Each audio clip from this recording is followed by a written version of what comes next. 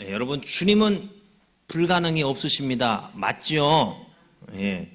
내 인생의 소망이 되십니다. 그렇지요? 옆에 있는 분의 비전이요 소망도 되어주십니다. 그렇지요? 예. 우리의 이러한 확실한 믿음, 주님을 신뢰하는 이 마음으로 인하여서 우리의 내일은 밝습니다. 아무리 어려워도 우리에겐 살아계신 주님, 살아나신 주님이 함께 하시기 때문에 어떤 절망 가운데서도 우리는 소망의 빛이 있는 것입니다. 예, 이것을 믿으시기 바랍니다. 예. 자, 기독교인의 신앙의 근거는 어디에 있을까요? 뭐가 있길래, 아니 노아웃교회에 나와서 예배 드리면 뭐가 있다고 우리는 신앙생활을 여기서 계속해서 해 나가는 것일까요? 예배 후에 누가 떡이라도 줍니까? 예배 끝나고 나면 누가 뒤에서 골드바라도 나눠줍니까? 없어요. 뭐 나한테 떨어지는 거 주는 거 아무도 없어요. 그런데도 왜 우리는 신앙생활을 계속해서 해나가는 것인가? 왜 그래요? 바로 예수 그리스도의 부활입니다. 우리 신앙의 절대적 근거는 예수님의 부활에 있습니다. 자, 바울은 부활의 확실함을 그리스도의 부활이라는 이 역사적인 사건을 통해서 강조하고 있어요. 그냥 전에 내려오는 전래동화, 이야기, 신화의 이야기가 아니라 바로 얼마 전에 있었던 실질적인 사건, 이것을 이야기하면서 예수님의 부활을 이것을 강조해요. 만약 이 부활이라는 이 사건의 실제적인 사례가 이 세상에 없었다면 어떨까요? 이 기독교의 부활은 이론상 존재하는 부활에 그칠지도 모르는 일이에요. 그러나 분명 부활 사건이 일어났습니다. 예수님의 부활뿐만이 아니라 성경에는 부활 사건이, 죽었다가 살아나게 된 이 사건이 참 많이 이곳저곳에 분포되어서 기록되어 있습니다. 이미 죽어서 그 몸이 썩어서 이 썩는 내가 진동하는 나사로가 다시 살아난 사건이 있고요. 엘리사에 의해서 수넴 여인의 아들이 살아난 사건이 있고요.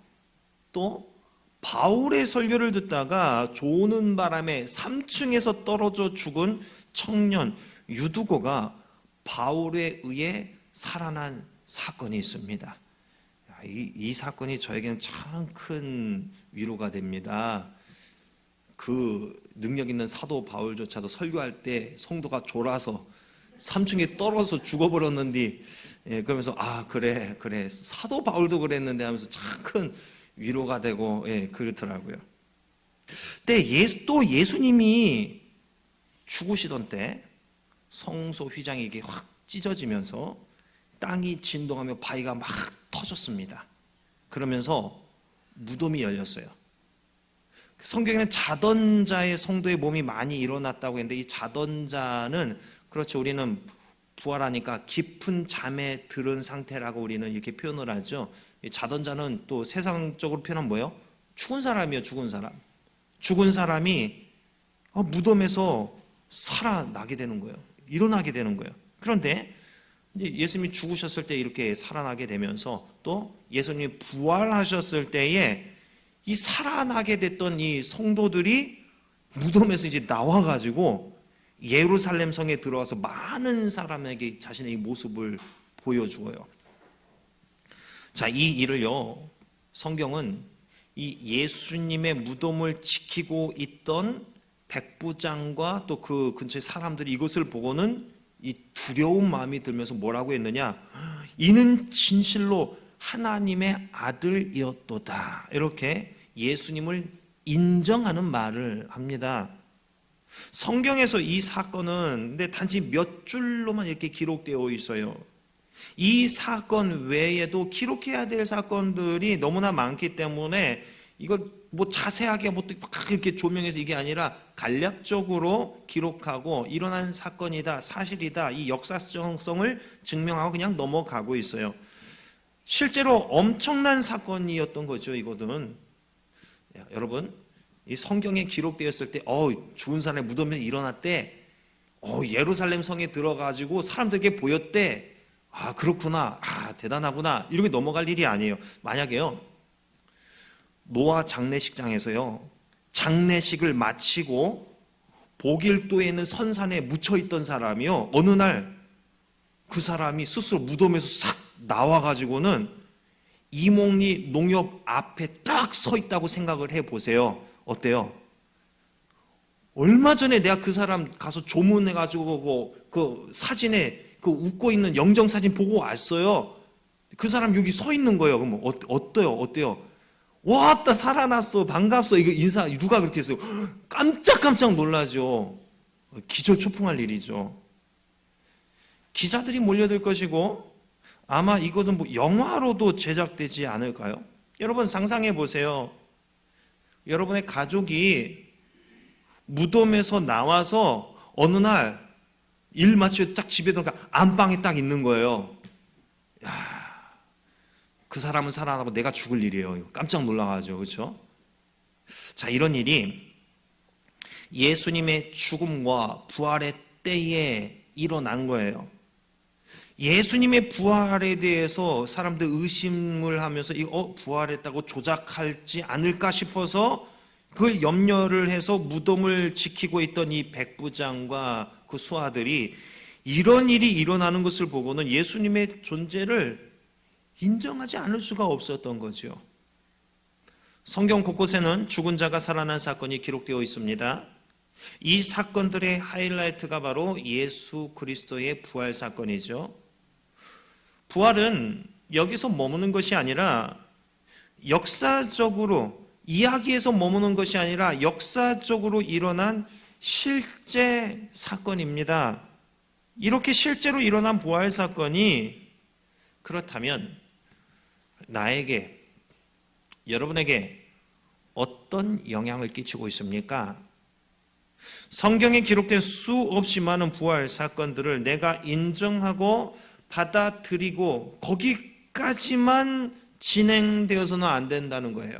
우리는 이런 부활 사건들을 통해서 부활의 이 확실함을 깨닫고 부활을 기대하고 소망하는 신앙적 삶을 이 땅에서 살아야 하는 것입니다.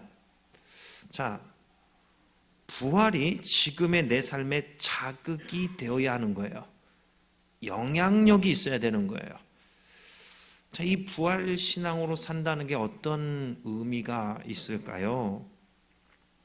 이 부활 신앙, 이거에 대한 나의 영향력, 이 부활에 대해서 내가 반응하는 나의 모습, 이게 돼야 되는데요. 만약에요, 나나 권사님 집에, 뭐 김정임 권사님 집에 전복 치패를 딱 하는데, 어느 날 보니까 이 집에서 전복 치패를 사갔더니 1년만 키워도 1년 새에 그냥 한 마리 200g까지 크는 거예요. 이게 뭐예요? 1kg에 5미짜리, 5미짜리. 요즘 5미면은 얼마죠? 1kg에 5미짜리까지 큰 거예요. 자, 그렇게 쳐봐요. 만약에 이 일이 실제로 일어난다면 처음엔 사람들이 듣고 그런 일이 어디 있냐고 안 믿죠. 그런데 주변 사람들이 키워보니까 정말 그렇다고, 나도 거기서 치패를 사서 1년 키워봤는데 기본이 200g이요 라고 여기서 얘기를 해봐요. 그러면 어때요? 내가 만약에 전복 농사를 하고 있다면은 어떻게 할까요? 당연히 줄을 서서라도 그 집에서 그 치패를 구입해 오려고 하겠지요. 다른 집에서 살려고 하겠습니까? 믿겨지지 않는 일이 실제로 주변에 일어나니까 나도 거기에 어때요? 영향을 받고 움직이게 되더라는 거죠. 의심이 나중에 시간이 다들 그렇다니까 그래 솔깃 관심이 되고, 관심이 딱 보니까는 확신이 되는 것이고, 확신이 나에게 이게 현실이 되어지는 거죠. 몇 해 전에요, 인터넷 이제 낚시 중고 물품 거래 사이트에서요, 어떤 사람이 좀 100만 원 정도 되는 낚시 용품을 10,000원에 올려놨어요. 그 중고 사이트에다가. 그래서 사람들은 댓글을 달죠.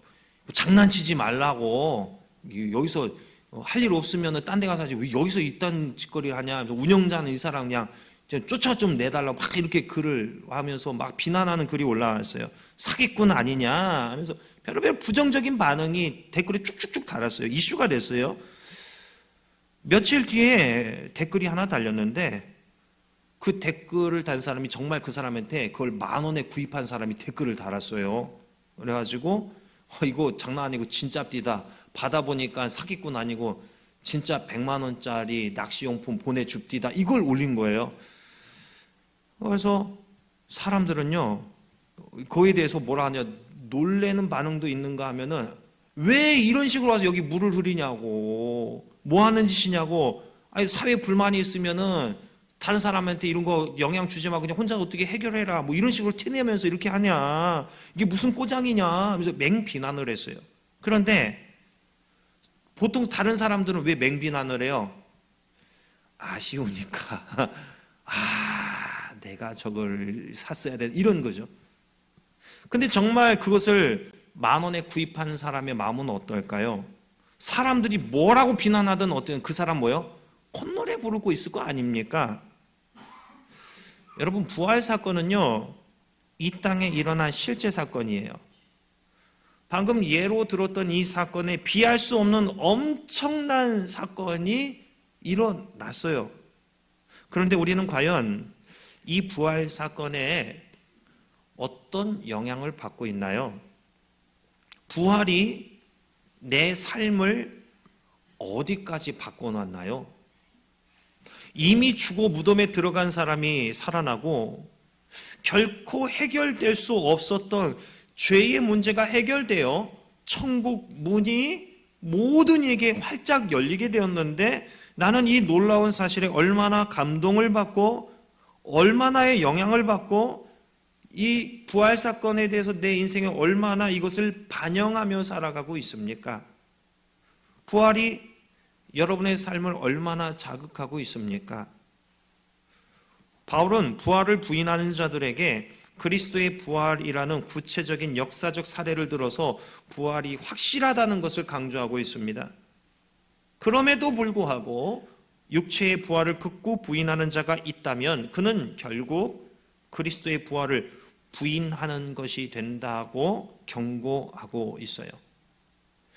그리고 그리스도의 부활을 부인함으로 빚어지는 불행한 결과들에 대해서 언급을 합니다. 바울은 부활을 부인하는 것이 곧 기독교 신앙 자체를 부정하는 것이라고 말씀을 하고 있어요. 우리는 부활에 대해서 인정하고 받아들이고 있습니다. 그게 어디까지냐 이거예요. 여기까지 인정하고 받아들이고 있느냐? 여기까지냐? 온 몸으로 이게 인정하고 받아들이고 나타내고 있느냐? 어느 정도의 내가 이 부활 신앙으로 살아가고 있느냐? 어떻습니까? 우리는 대놓고 부인하지 않아요. 부정하지 않아요. 그런데 내 삶은 부활이 있는 것처럼 살아가고 있느냐? 아니면 부활이 없고 이 땅에서 끝나는 삶처럼 살아가고 있느냐? 어떠느냐는 거죠. 사랑하는 성도 여러분, 여러분은 부활하게 됩니다. 예수님의 부활이 이것을 우리에게 미리 보여주고 있고 이것을 입증해 주고 있습니다. 이 놀라운 일이 우리 인생에 내 삶에 일어나게 하시려고 예수님은 우리의 죄를 속죄하기 위해 십자가 죽음을 친히 감당하셨어요. 그리고 우리가 의로운 자가 될 수 있기 위해 부활하셨습니다. 예수님 이 땅에 오시고 죽으시고 다시 부활하신 이 사건 누굴 위한 사건이에요? 바로 저와 여러분을 위한 사건이에요. 나 때문에 예수님이 오셨고 나 때문에 죽으셨고 나 때문에 부활하셨어요. 이게 놀라운 거 아니에요? 내가 뭔데 예수님에게 이 정도의 영향력을 끼쳤나? 이런 생각이 들지 않습니까? 예수님은 나 때문에 이런 일을 하셨어요. 자, 하나 가정을 해보겠습니다. 만약에 부활이 없다면 어떨까요? 만약에 부활이 없다면 이 땅에서 살고 죽으면 끝! 이렇게 된다면 어떨까요? 예수님의 부활이 없었다면 우리가 증거하는 복음은 헛된 것이 되는 거죠. 우리는 거짓 증인이 되는 거죠. 우리의 믿음도 소용없는 것이 되고 여전히 죄와 사망의 자리에 놓여 있게 될 거죠. 또 부활이 없다면 부활의 소망을 가지고 죽은 그리스도인들은 죽음과 함께 영원히 멸망하게 되는 거죠. 내세를 소망하면서 믿음을 지켜나가는 성도는 이 세상에서 가장 비참한 사람이 되죠. 왜요? 구원과 영생을 이루시는 예수 그리스도께만 소망을 두고 현재에서 겪게 되는 모든 고난, 고통을 다 감수하며 살아간 성도의 삶이었는데 이 세상의 삶에서 그냥 끝난 것이라면 그동안의 믿음과 소망과 그 고난을 참아낸 게 다 헛것이 되는 거죠. 그런데 예수님은 분명히 우리의 죄를 위해 죽으셨고 부활하셨습니다. 그러므로 우리의 믿음은, 우리의 인내는, 우리의 신앙은 헛된 것이 아니라 참 귀한 것이 되는 거죠. 부활의 확신과 부활의 소망을 가지고 살아갈 수 있게 되었지요. 자, 부활. 여러분, 부활 그 자체는 참 기쁘고 영광스러운 거고 소망이 있는 사건이고 그런 단어이죠. 자, 그러면 부활이 있으려면 또 무엇이 세트로 따라가는 건가요? 죽음이죠, 죽음. 부활하려면 어떻게 해야 돼요? 죽어야 부활하죠. 그렇죠? 주님은 우리에게 부활과 함께 고난의 십자가도 주셨습니다. 그러면서 우리에게 자신의 십자가를 짊어지고 예수님을 따르라고 말씀을 하셨습니다. 부활이 왜 우리에게 의미가 있는 걸까요? 고난의 십자가를 질 수 있는 힘이 되기 때문에 그렇습니다. 고난의 십자가만 지라면 우리 못 져요. 우리 한계가 있어요. 한두 번 지는 신용하다고 그냥 아휴 이런 게 우리의 모습이에요. 그런데 부활의 능력이 우리를 능히 끝까지 짊어질 수 있게 해주더라는 사실이 있죠. 부활 없이는 고난의 십자가를 지라는 말씀 우린 순종할 수 없고요. 엄두조차 낼 수가 없어요. 고생 끝에 낙이 있어야 그 기쁨을 바라보고 지금 고생을 참아낼 수가 있는 거잖아요. 조금만 더 가면 시원한 물 마실 수 있어. 덥지? 조금만 더 힘내자. 이 희망이 있으니까는 지금 금방 막 목 타서 말라 죽을 것만 같아도 힘을 짜내서 조금 더 갈 수 있는 거. 왜 그래요? 소망이 있으니까 그게 가능한 거죠. 고생 끝에 또 고생이 있다면 왜 누가 그 길을 가려고 하겠습니까? 그냥 계속 피하기만 하겠죠. 그런데 주님은 우리에게 고난의 십자가를 짊어지라고 말씀하시면서 그 세트를 또 뭘 주셔요? 부활을 우리에게 약속해 주셨습니다. 사도 바울에게 있었던 확신의 참 복음 증거, 이로 인한 고난을 견뎌냈던 이 신앙, 이것은요 부활을 믿으며 자신의 부활 또한 확신했기 때문에 가능한 일이 되었던 거죠. 부활에 대한 확신은 이 세상에서 승리하는 삶을 살기 위해 반드시 가져야만 하는 믿음의 자세라는 것이죠. 부활이 있다는 확신이 있기 때문에 수많은 그리스도인들이 역사 가운데에 박해를 받으면서 불 속으로 걸어갔고요. 사자우리로 걸어 들어갈 수 있었습니다. 물론 무섭고 두려웠을 거예요. 엄청 고통스러웠을 거예요. 그러나 부활 신앙이 그 두려움을 믿음의 확신과 소망으로 승화시켜 주었던 거죠. 우리 그리스도인이 살면서 경험하게 되는 수많은 고난은 바로 이 부활 신앙으로 승화시켜야 하는 시험 문제와도 같습니다. 여러분 어떻습니까? 고난이 없는 인생 없어요. 다 고난을 받아요. 하다못해 말 못한 애기들도 좀 걷다가 뭐예요? 에휴, 한숨 쉬더라고요. 그 쬐끄만 애들도. 뭐 요만한 애부터 어른까지 고난이 없는 인생이 없어요. 힘들지 않은 인생이 없더라는 거예요. 우리는 그 고난을 믿음으로, 신앙으로 승화시켜야 하는 존재입니다. 그게 안 되니까는 이게 스트레스 받고 그게 여전히 내 마음에 남아있게 되는 거고요. 각종 질병에 걸리게 된다 할 수가 있겠죠. 현재 여러분에게 하나님의 말씀을 증거하는 목회자인 저라 할지라도요, 이게 잘 될까요? 안 될까요? 고난을 믿음으로, 신앙으로 승화시키는 일이 잘 될까요? 안 될까요? 안 돼요, 안 돼요. 신앙생활이 이게 쉬운 일이 아니더라고요.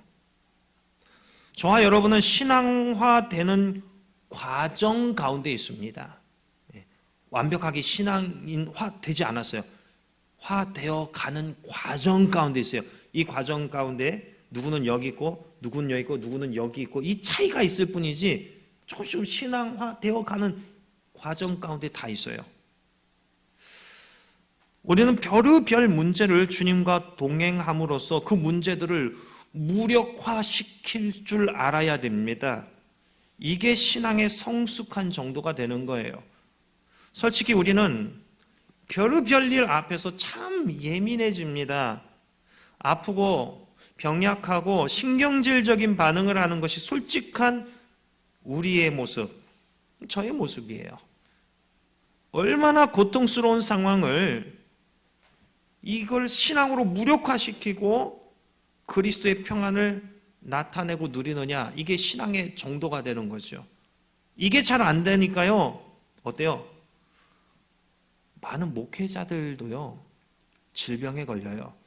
목회자가 걸리는 암의 1위가 뭔지 아세요? 간암이랍니다. 간암. 어떤 스트레스 때문에 그렇다고 하더라고요. 성도님들 앞에서는 어때요? 스트레스 받지 않은 척, 내 마음에 열불이 있어도 그래도 아이고 오셨어요, 사랑합니다, 축복합니다. 진짜 연기 대상 받을 것 같아요. 스트레스 받지 않은 척, 목회자로서의 인격과 자존심을 지키기 위해서 웃고 있는 얼굴이지만 그 속에는요, 뭐예요? 열불 날 때가 있어요. 주님과 동행함으로 이게 신앙적인 재처리가 되지 않으니까 그 불을, 그러니까 성령의 불을 짊어져야 되는데 저 다른 불을 가지고 살아가요. 그러니까 암에 걸리는 거죠. 저도 자유롭지 못한 사람이에요. 연약해요. 한계 있어요. 어떤 상황이 닥치잖아요. 그러면 성도님들 앞에서는 저의 이 멘탈이, 어떤 믿음이, 신앙이 흔들리지 않는 것을 아는 것으로 보여주려고 하죠. 흔들리지 않은 것처럼 이렇게 하죠. 아무렇지 않은 척 대처해요. 의연한 척해요. 그리고 혼자 있을 때 어떨까요? 혼자 있을 때 여전히 이럴까요? 아니, 혼자 있을 때 혼자 있을 때 이러죠. 씩씩거리죠. 어떻게 그럴 수 있지? 나를 뭘로 보고 그러는 거지? 혼자 있을 땐 그래요 하면서 신앙적 재처리가 아니라 감정에 요동하는 모습 나타내요. 그러다가도 성도님 앞에 서면 안 그런 척, 괜찮은 척, 할렐루야 이래요. 우리 그리스도인들이 살면서 경험하게 되는 수많은 고난은 부활신앙으로 이걸 승화시켜야 하는 시험 문제와도 같습니다. 부활이 있다는 것은 뭐가 있다는 것을 의미해요? 죽음이 있다는 것을 의미해요. 죽지 않으면 부활할 수 없어요. 옆에 있는 분에게 말씀해 주세요. 지그시 바라보면서 말씀해 주세요. 확신에 찬 목소리로 죽으세요. 쉽지 않은 말이죠. 문자적인 말 아닙니다, 여러분. 집에 가서 이제 다른 거 썩 빼놓고 이것만 듣고 왔다 조목수가 오늘 죽으랍디다 이러면 안 돼요. 제가 몇 달 만에 한 목사님과 통화를 했어요. 평소 같으면 이 목사님이요, 일주일에 한두 번 이상씩 전화를 저에게 먼저 걸어왔던 양반이에요. 그런데 여름부터 지금까지 한 통의 전화를 안 하는 거예요. 무슨 일인가 궁금했죠. 그래서 제가 웬만하면은 전화를 잘 하지 않는 제가, 전화 걸어온 사람마다 저에게 손가락이 부러졌냐, 어디 죽었다 살았냐 이랬던 제가 전화를 걸었어요. 그랬더니 뭐라 했느냐, 그 목사님이 그동안 너무 힘들었대요. 그 교회 부임한 지 아직 1년 채 안 됐는데 벌써부터 그 교회를, 내가 이 교회를 떠나야 되냐, 심지어는 내가 목회를 계속해야 되나, 아휴 뭐 먹고 살지, 이런 갈등이 있었더라는 거예요. 한 장로님과 여전사님이 거기 교회 부부인데, 그 장로님과 그 여전사님이 왜 우리 설교 안 시켜주냐고 하는 이 말에 설교권은 목사에게 있는 거예요, 이렇게 대답했더니 삐져가지고 그 후로는 이 장로님 여전사님 부부가 그렇게 못 살게 구는 거예요. 사사건건 트집 잡으면서 팍 이렇게 하는 거예요. 그래서 저는 아휴, 진리의 문제가 아니면 그냥 저 주시오 그냥 이렇게 얘기는 했어요. 어떻게 보면은 목회적 선긋기를 해야 할 때인 것 같기도 하고, 목회를 통해서 목사가 죽어지는 법을 배우는 때인 것 같기도 하다, 이런 생각이 들었어요. 어떻게 보면 성도들이 지켜야 할 선을 모르고 월권 행위를 하니까 이게 이 리더십에 도전하는 모습에 어떤 목사가 이게 좋다고 생각하겠습니까? 그러니까 지켜야 할 선을 알려주며 서로 조심하는 선을 만들어가는 시기가 아닌가, 이런 생각이 드는 거고요. 그러면서도 또 목사는 어때요? 또 져줘야죠. 진리의 문제라면 싸워서 그 진리를 지켜내야 되겠지만, 진리의 문제가 아니라면은 덕을 세우고 서로 그냥 세워주고 용납하고 품어주는 그런 차원에서 그렇게 사역해야 되는 거죠. 그러면서 목사의 상한 마음은 주님께 나아가서 이걸 치유받아야 되는 거죠. 근데 이게 잘 될까요? 안 되니까 병 걸리는 거예요. 목사나 성도나 모두 연약한 존재예요. 그래서 우리는 늘 주님과 동행해야 되는 거예요. 그래야 치유되고 그래야 회복이 일어나는 거예요.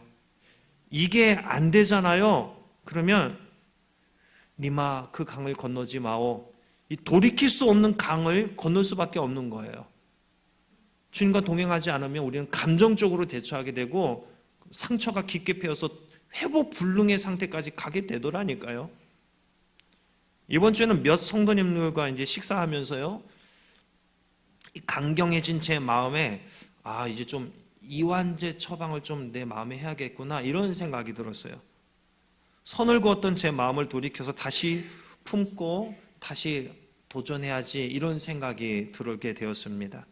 과거 상처로 문을 닫았던 제 마음을 다시 열고 다시 시작해야지 싶은 이런 생각이 들었어요. 과거 문을 닫았던 것은 제 자신을 보호하기 위함이었고 상대방도 보호하기 위함이었습니다. 왜요? 내 신앙과 인격이 그 이상 가면은 내 스스로가 병이 들고 이게 해결이 안 되니까 나를 지키기 위해서 더 이상 다가가지도 않고 오지도 못하게 선이 이게 만들었던 거죠. 그때 저의 그릇은 딱 그만큼이었던 거죠. 그리고 시간이 다소 지나게 되자 이제 마음도 좀 더 누그러지게 되고, 그런 반면에 냉랭해진 관계라는 해결해야 되는 이 숙제가 또 저에게 남게 되었죠.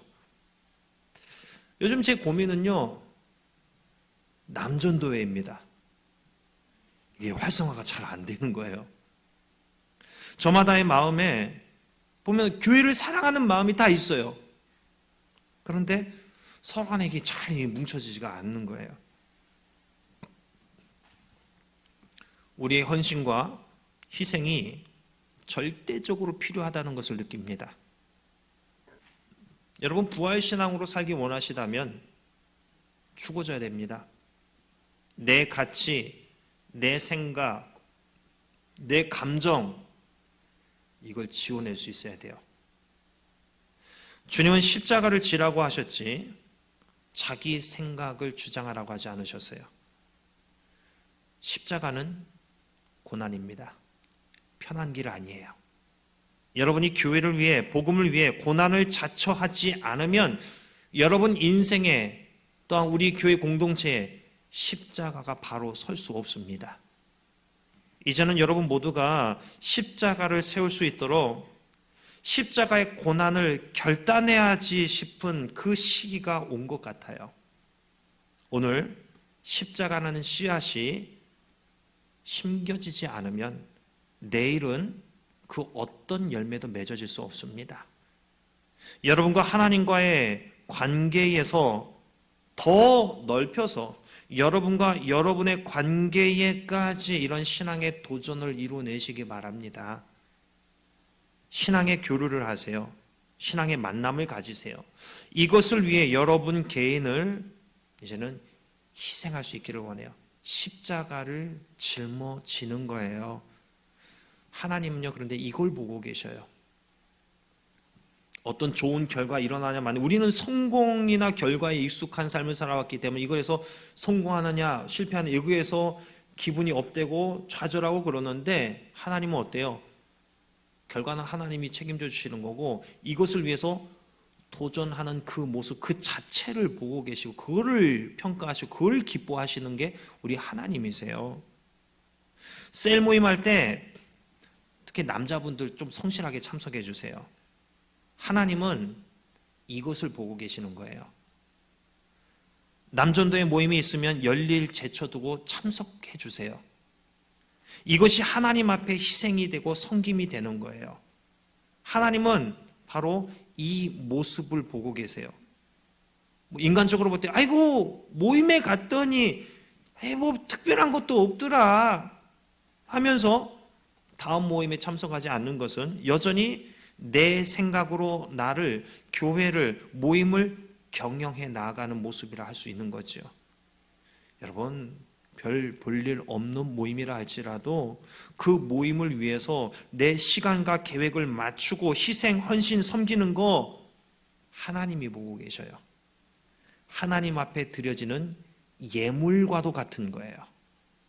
그 모임 뭐 별 볼 일 없다. 실제로 정말 별 볼 일 없는 모임이라 할지라도 내가 거기서 어떤 유익을 얻지 못한다 할지라도 그 시간을 위해서 내가 시간과 어떤 정성과 이런 거 희생하고 섬기는 거 하나님은 그걸 보고 계시는 거예요. 하나님을 의식하지 않기 때문에 인간적인 생각으로 우리가 경영이 되는 거예요. 십자가 없이는 부활 없습니다. 교회 부흥을 원하신다면 관계 회복을 원하신다면 오늘 십자가 져야 됩니다. 십자가 지는 이 없이 부활의 역사가 나타나지 않는 법입니다. 오늘 부활에 대해서 여러분 개인적으로 좀 더 묵상하시기 바랍니다. 죽음과 부활신앙. 과연 나는 부활신앙으로 살고 있는가? 과연 내 삶에 십자가의 희생이라는 씨앗을 심는 모습이 있는가? 개인의 신앙과 교회 공동체의 유익을 위해 헌신, 희생, 섬김을 결단하시고 이제는 구체적으로 실천해 가시기 바랍니다. 때로는요 비바람이 불어서 힘에 겨울 때 있을 거예요. 그러나 오늘 나의 희생의 씨앗 십자가 신앙을 통해서 부활의 영광이 있을 것이라는 확신과 소망을 가지고 힘들지만 다시 또 확신을 가지고 도전하시기 바랍니다. 하나님이 보고 계세요. 사람 보지 마세요. 우리는 하나님 때문에 이 자리를 지키는 것입니다. 자, 이런 성도가 곳곳에서 세워질 때 교회가 회복되는 거예요. 하나님의 임재가 일어나기 시작하는 거예요. 심령의 부흥, 더 나아가서 감사할 때에도 숫자적인 부흥까지 일어나게 될 겁니다. 여러분 이 영광스러운 이 부활의 날을 소망하세요. 확신하세요. 그래서 오늘 십자가를 짊어지고 나를 죽이고 포기하고 헌신하고 희생하는 신앙의 결단을 하시고 실질적으로 이 공동체의 여러 부분에서 이것을 실천해 나가시기를 주님의 이름으로 축원합니다.